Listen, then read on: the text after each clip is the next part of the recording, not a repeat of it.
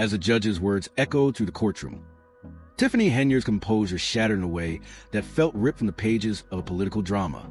In a sudden, unexpected outburst, she stormed out, her emotional collapse making it clear that this trial was about much more than just the charges she faced. Was it the mounting corruption accusations finally catching up with her, or the financial secrets long buried that were now surfacing for the world to see? Perhaps it was a realization that her once untouchable political empire was crumbling and her supporters had begun to turn against her, whatever the cause. Henyard, who had long dodged accusations of corruption, financial mismanagement, and power-hungry tactics, had lost control.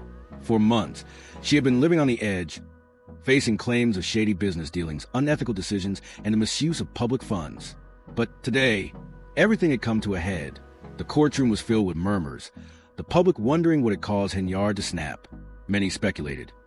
Would this be the end of her leadership in Dalton, or another dramatic chapter in her increasingly turbulent career? Reporters, political analysts, and citizens packed the room, all eager to see how the mayor, once seen as an untouchable political figure, would handle this critical moment. Henyard entered the courtroom that day without her usual air of confidence. Gone were the designer clothes, the lavish press conferences, and the imposing presence that had once commanded respect. The atmosphere was charged. The judge took his seat, and the room fell silent, bracing for the moment everyone had been waiting for. At first, Henyard seemed composed, almost as if she still believed the charges were part of a political witch hunt, a misunderstanding of her intentions. However, Henyard's composure began to crumble as the prosecutor methodically listed her questionable transactions, unethical decisions, and millions in taxpayer dollars that had mysteriously disappeared under her watch. Her face visibly shifted, and she exchanged nervous glances with her legal team, who knew the full weight of the evidence was about to be laid bare. The prosecutor wasted no time. He presented damning evidence. A $43,000 Amazon shopping spree funded by taxpayer money, extravagant first-class flights, luxury hotel stays, and billboards featuring Henyard's face plastered around town. These weren't minor infractions. These were blatant, extravagant expenditures that painted a clear and undeniable picture of corruption. The jury, composed of residents who had once trusted her, watched intently, their faces showing disgust and disappointment as the charges mounted. But the real bombshell came when the prosecutor presented fresh evidence: emails, wire transfers, and confidential agreements that tied Henyard to a series of back-to-back transactions funneling public funds into her accounts. Screenshots of these documents flashed across the courtroom, sending shockwaves through the room. Some of Henyard's most loyal supporters gasped, while her legal team scrambled to discredit the evidence. But there was little they could say in her defense as Henyard's carefully constructed image of invincibility crumbled before everyone's eyes. She tried to maintain composure. Her eyes darted nervously toward the door, as if contemplating a dramatic exit. The judge broke the tension, ordering the trial to continue, but the damage had been done by then. The evidence was undeniable, and the mood in the courtroom shifted under pressure.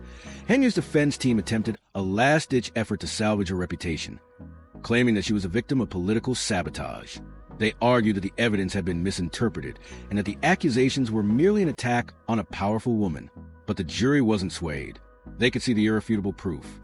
Henyard had misappropriated taxpayer dollars for personal gain. The prosecution highlighted the contrast between her self-image as a champion of the people and the reality of her actions, using town resources to fund lavish trips, expensive hotels, and personal shopping sprees, all while Dalton's residents faced rising taxes, deteriorating infrastructure, and cuts to essential services.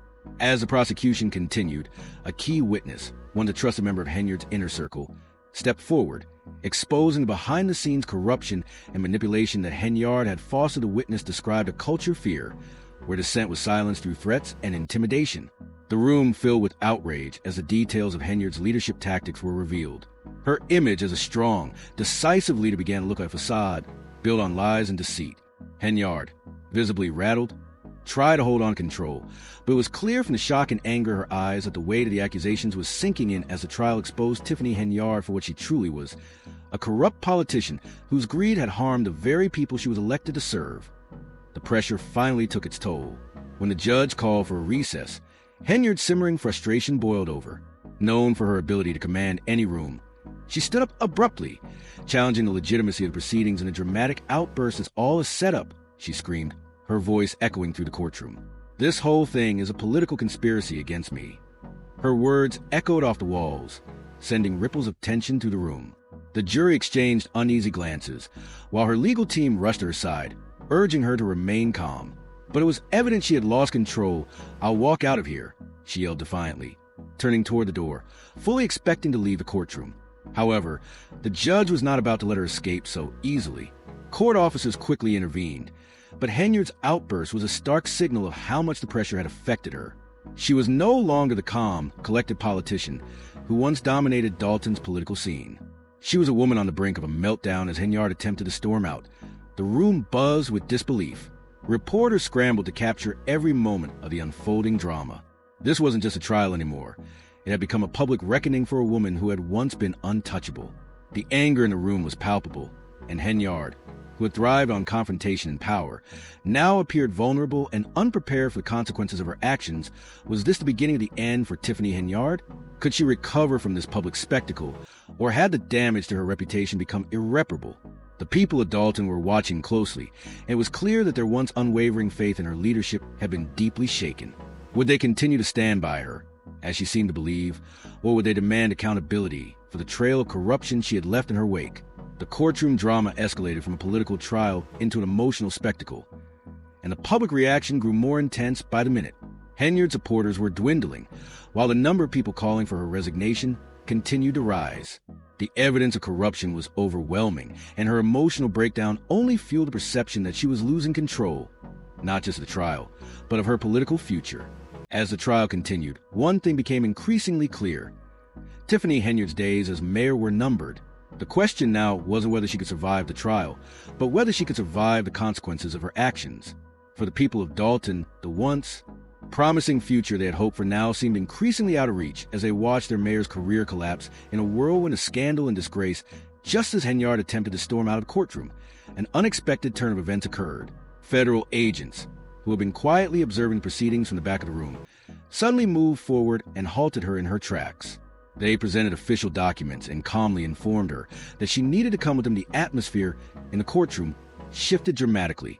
A heavy silence fell over the room. Henyard, once the unshakable figure of power in Dalton, was now faced with federal authorities who were not there for a political spectacle, but for serious legal matters. Her supporters, who had once cheered her on, were now paralyzed with shock and uncertainty. The woman who had once commanded every room with sheer force of will was suddenly powerless in the face of the law. Henyard, realizing she had lost control of the situation, felt the weight of the moment sink in. Her attorneys quickly moved in, whispering urgent instructions for her to leave without further escalation. But Henyard, never one to back down from a challenge, squared her shoulders and defiantly faced the agents. "This is harassment," she shouted, her voice echoing through the now-still room. "This is political persecution." Her defiant words bounced off the walls, but the audience, having witnessed her fiery outburst before, remained unmoved. This time, there was no applause, no adoration, only a growing sense of disbelief as the facade she had so carefully constructed began to crumble. One of the federal agents, calm and collected, responded with quiet authority. "Miss Henyard, we need you to come with us for further questioning. This is not an arrest at this moment." The words hit Henyard like a ton of bricks. The gravity of the situation became all too real. The investigation, which had been quietly simmering for months, had now reached a pivotal moment. Henyard's mind raced with a genuine sense of fear. She had always relied on insider information and reassurances from her circle. People who had told her that the investigations would go nowhere, that her influence would protect her from any consequences. But now, as federal agents blocked her path, it was clear that the safety net she had once relied on had disappeared. The walls had closed in, and she was know the reality of the situation began to set in, unraveling the carefully constructed world Tiffany Henyard had spent years building. The invincibility she had once felt, the unwavering confidence that had made her a political force, now seemed like a distant memory. Reporters, who had initially focused on documenting the trial, now turned their attention solely to Henyard. Cameras flashed relentlessly, capturing every moment of her downfall in real time, while social media exploded with news of the dramatic turn of events. The word meltdown quickly began trending, an eerie contrast to the woman who had once been an unassailable figure in politics. Federal agents from multiple agencies moved into position. Their stoic, unreadable faces stood in sharp contrast to the powerful, dominant political figure Henyard had once been. The woman who had long positioned herself above reproach now stood visibly crumbling under the weight of her own corruption. Her supporters, once vocal in their admiration, now watched in stunned silence as they saw the mayor confronted by the law, Realizing that her time as a leader had come to an end, some of her most loyal followers tried to rally behind her, shouting accusations of setup, while others quietly slipped away, unsure of how to process the rapid collapse of her power. The sudden chaos in the courtroom was unlike anything anyone had anticipated. As Henyard moved through the courthouse halls, cameras followed her every step. Each flash of the camera felt like another piece of her carefully curated image falling apart. Her lawyer tugged at her sleeve, urging her to keep moving and maintain composure. But Henyard, her eyes blazing with defiance, stormed down the hallway. She pushed through the courthouse doors, fully convinced that she still had a chance to salvage the situation. But it quickly became apparent that her fall from grace was only just beginning. The true betrayal came from within her own ranks. A key witness, once one of her closest allies, stepped forward and turned against her. This confidant, who had helped cement Henyard's power, was now prepared to testify about the corruption, intimidation, and manipulation that had defined her time in office. The testimony was nothing short of a bombshell. The room fell into stunned silence as the witness revealed that Henyard's reign wasn't just a political scandal. It was a collapse of a regime built on fear, deceit, and control. Henyard's face froze, a mixture of shock and rage. The gravity of the situation hit her like a freight train. She had always believed herself untouchable, relying on her influence and connections to shield her from any real consequences. But now, in front of the world, the truth was being laid bare. The walls were closing in, and her political empire was crumbling before her eyes. As a judge called for a recess, allowing both sides to regroup before the final decision, Henyard, ever the strategist, saw an opportunity. She thought this could be her moment to regain control of the narrative, as she had done so many times before. Perhaps she could talk her way out of it, spin the situation in her favor, and reclaim her position of power. But this time, the weight of the accusations and the mounting pressure proved too much when the gavel struck, signaling the end of the recess. Henyard's frustration boiled over. She shot up from her seat, gripping the edge of the table, her pulse racing. Never one to sit quietly and let others dominate the room. She exploded in anger. "This is a setup. This is all lies," she screamed, her voice reverberating through the room. "You just can't handle a strong black woman in power." Her words echoed off the walls, a last-ditch attempt to turn the tide in her favor. The courtroom erupted in shock and disbelief. Reporters scrambled to capture every moment. The jury exchanged uncertain glances, unsure of how to process Henyard's outburst. The prosecution stood silent, arms folded, offering no reaction as they observed her unraveling undeterred. Henyard turned on her heels, convinced that she could still salvage the situation. She stormed toward the door, fully expecting to leave the courtroom and regain some semblance of control.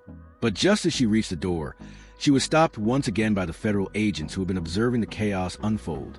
They moved swiftly to prevent her from leaving, their calm demeanor in sharp contrast to Henyard's escalating frustration. "Miss Henyard," one of the agents said, his voice unwavering, "we need you to come with us for further questioning for a moment." There was a deafening silence in the room. The weight of the moment sank in. Henyard, who had once been untouchable, now faced the full force of the law. The walls around her political career were closing in tighter than ever. Her once formidable presence had crumbled into a spectacle of defeat. Even her most devoted supporters, those who stood by her side through thick and thin, watched in stunned silence as they too could see her grip on power slipping away. Henyard stood frozen, her chest rising and falling with heavy breaths as the reality of the situation began to sink in. This was not how she had envisioned the day unfolding. Sure, she had anticipated a tough decision from the judge, but this was something entirely different. Federal agents had arrived, documents in hand, and her carefully constructed world was crashing down around her. Her attorneys rushed to her side, urgently whispering, "We need to go now." But Henyard, ever the fighter, wasn't ready to accept defeat. She squared her shoulders, clenched her fists, and shot a defiant glare at the lead agent. Her eyes blazed with determination, but she couldn't will herself out of the situation. The tension in the courtroom was palpable. The once unstoppable mayor, who had controlled every room she entered, now found herself powerless in front of the very system she had once thought she could control. The agent stood firm, and the eyes of the world were upon her as the final chapter of her political career seemed to unfold before her eyes. Finally, the agent spoke again, his voice calm and methodical. "Miss Henyard, we need you to come with us for further questioning." It was a simple request, but for Tiffany Henyard, it felt like a crushing blow. Though the court was filled with an eerie silence, Tiffany was confronted by federal agents.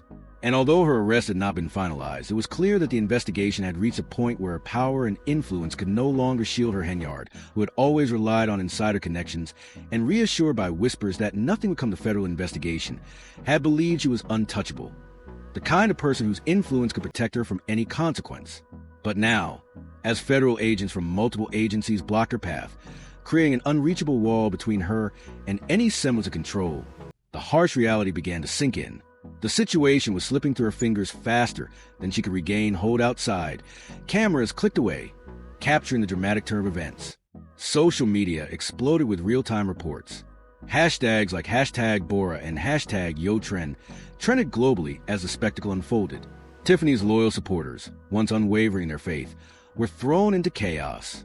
Some loyalists screamed accusations of a setup, attempted to defend her, but others quietly began retracting their support. Unable to ignore the growing scandal that now consumed their once beloved mayor of the room, that had been Henyard's domain for years, now felt foreign and hostile. The once unstoppable force, who had commanded every room she entered, was now rendered powerless.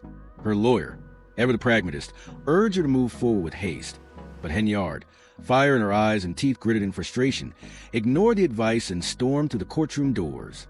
She was flanked by agents, her every move recorded. Each step marked her downfall as she walked through the courthouse halls.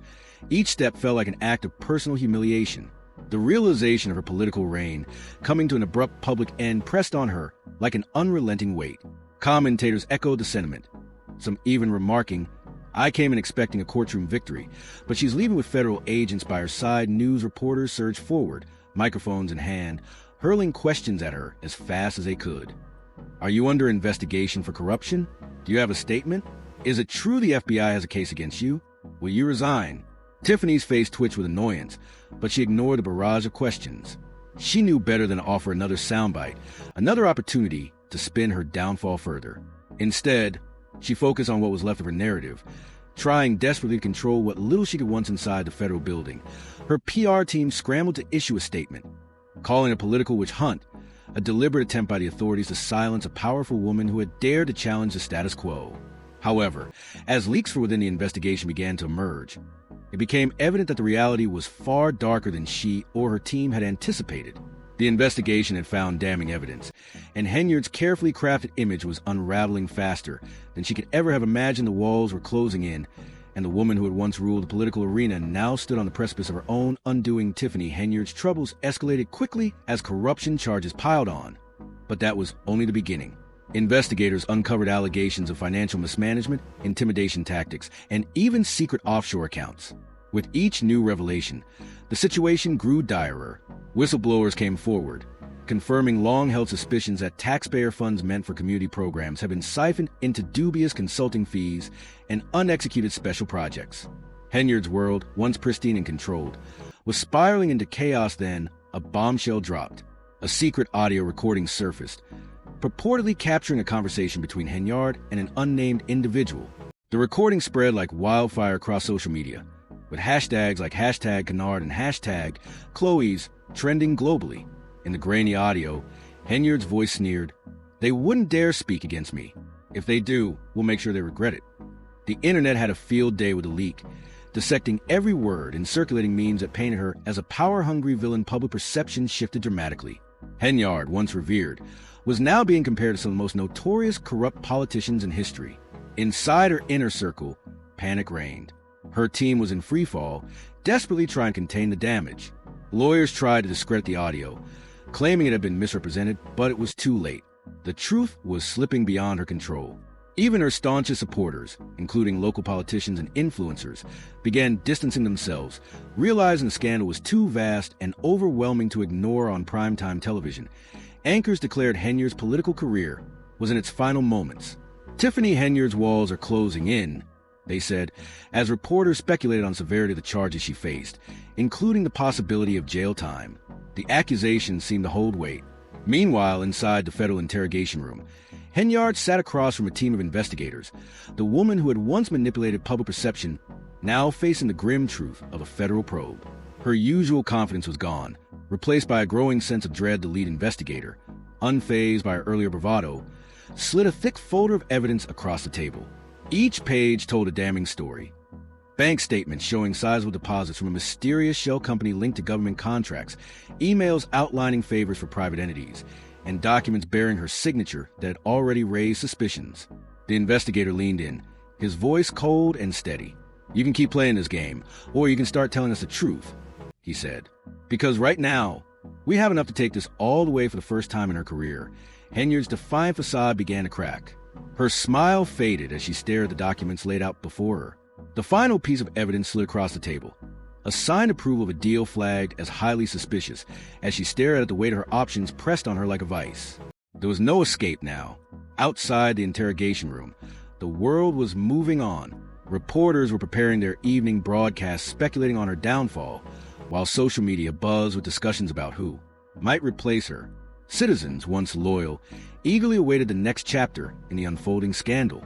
Henyard, however, had no way of knowing that her political empire was already crumbling inside the room.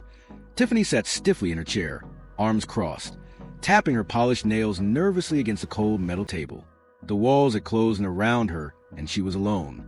Her lawyers were nowhere to be seen. The reality of her situation had finally hit.